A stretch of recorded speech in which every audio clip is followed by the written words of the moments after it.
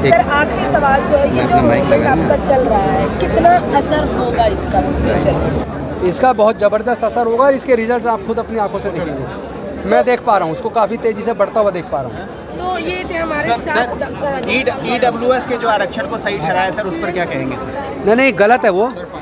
Article 15(4) पढ़िए तो आपको समझ आएगा। Those are socially and educationally backward classes and those are not adequately represented, they are entitled for this representation oblique reservation, but to whom this 10% EWS quota is given, they are more than represented.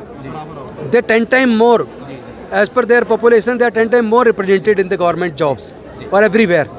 तो ये ना तो सामाजिक रूप से और ना ही शैक्षणिक दृष्टि से पिछड़े हुए हैं और ना ये अंडर रिप्रेजेंटेड है, तो ये तो बनता ही नहीं है। सर जो सुप्रीम कोर्ट की जो पीठ थी 5 जजों की बेंच, उसमें से 3 जजों ने सही ठहराया और 2 जज वही कह रहे हैं कि ये जो संविधान की मूल भावना है उसके खिलाफ है। सर इस पर क्या कहेंगे?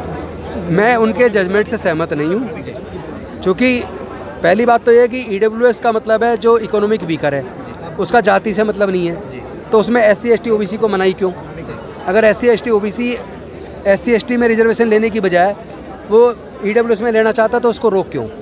पहला सवाल तो ये है, इसलिए ये असंवैधानिक है जजमेंट। और दूसरी बात, आर्टिकल 15(4) जो रिजर्वेशन की बात करता है, जब उसको आर्टिकल 15(1) और आर्टिकल 15(4) को साथ में मिला कर पढ़ते हैं तो हम ये पाते हैं जो लोग सामाजिक व शैक्षणिक दृष्टि से पिछड़े हैं और जो एडिक्वेटली रिप्रेजेंटेड नहीं है, उनको ये रिप्रेजेंटेशन ओब्लिक रिजर्वेशन मिलना चाहिए।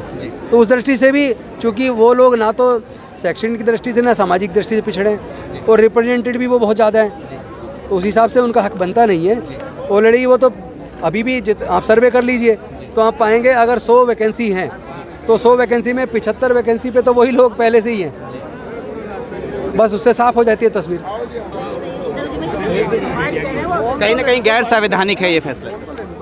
मैं एक कानून का ज्ञाता होने के नाते, एक वकील होने के नाते, इस जजमेंट को जब न्याय की दृष्टि से, कानून की नज़रिए से देखता हूँ तो मुझे इसमें न्याय नज़र नहीं आता।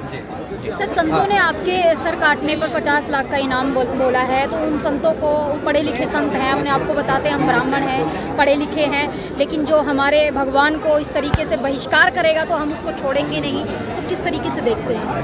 मैं समझता हूँ कि उनकी दुकानें बंद होने वाली हैं। जिस तरह बहुत तेज़ी से पूरे देश में लोग बुद्ध के धर्म की तरफ बढ़ रहे हैं, वो लोग अब पुरोहितों से संस्कार कराने को मना कर रहे हैं, यानी कि वो जो पैसा जाता था, चढ़ावा चढ़ता था, वो पैसा उनका चढ़ना बंद हो जाएगा। इसी बात से बौखला कर वो इस तरह की धमकियाँ दे रहे हैं और वो लोग ना देश के संविधान को मानते हैं, ना सरकार को मानते हैं, ना कानून व्यवस्था को मानते हैं। ऐसे लोगों को तो कानून के दायरे में लाकर उनके खिलाफ कार्रवाई करनी चाहिए, उनको कोर्ट ऑफ लॉ में लाके सज़ा मिलनी चाहिए।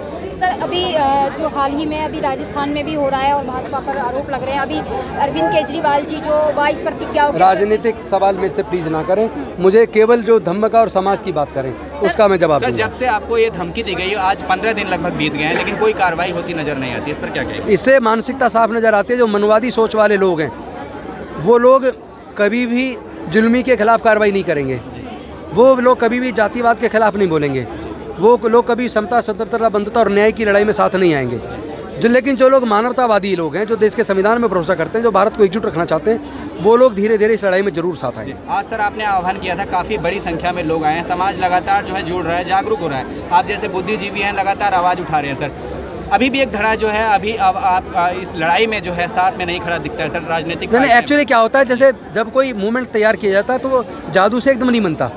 अगर कोई एकदम बहुत ज़्यादा भीड़ आ जाए तो समझ लो वो एक उफान की तरह जो कभी भी खत्म हो जाएगी, लेकिन जो धीरे धीरे ताकत बनती है वो स्थायी होती है और वही हमेशा लड़ाई को जीतने में कारगर साबित होती है। सर आपने मंच से भी कहा कि ये किसी व्यक्ति विशेष की लड़ाई नहीं है, विचारधारा की लड़ाई है, मनुवाद और बनाम जो है अम्बेडकरवाद की लड़ाई है, लेकिन राजनीतिक समर्थन जो हमें बहुजन राजनीतिक जो पार्टियां हैं वो इसमें सम्मिलित होती नजर नहीं आती हैं। सर इस पर क्या कहेंगे? राजनीतिक पार्टियों को देश के लोग जल्दी जवाब देंगे और उनमें जो न्यायपसंद पार्टियां वो साथ आएंगी भविष्य में।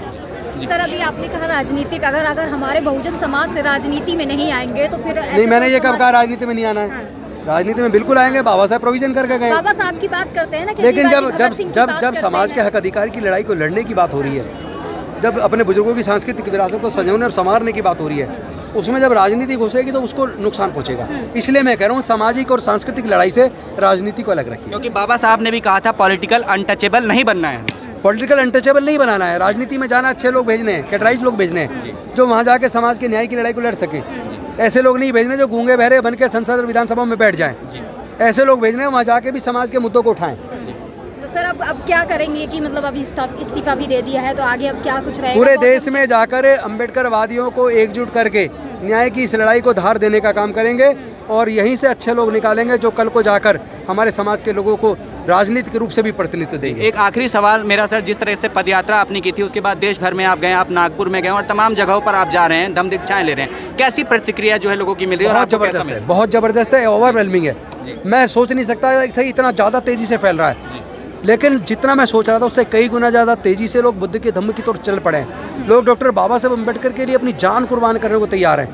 मतलब इस हद तक गरीब लोग, खाने को रोटी नहीं है लेकिन हाथ में संविधान ले रहे हैं, बाबा साहब के नाम के लिए मरने मिटने को तैयार हैं। तो ये इतना बड़ा जज्बा लोगों के अंदर तैयार हो रहा है, मैं समझता हूँ हमारे आने वाले बच्चों का भविष्य सुरक्षित हाथों में आने वाला है। शुक्रिया सर बात करने।